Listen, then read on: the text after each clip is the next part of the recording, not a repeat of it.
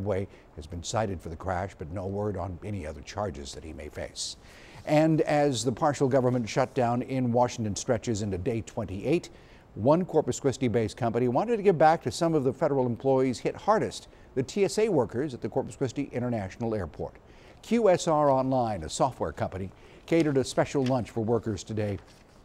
They served enchilada plates for over 60 people, as well as handing out $20 gas cards. Michael Cuevas is the president of QSR Online, and he says since his employees travel often, he wanted to show the agents his appreciation for working the partial government shutdown.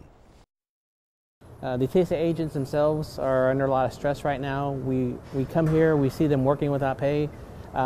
We really appreciate their efforts, and we wanted to give back to them. Cuevas hopes to encourage other businesses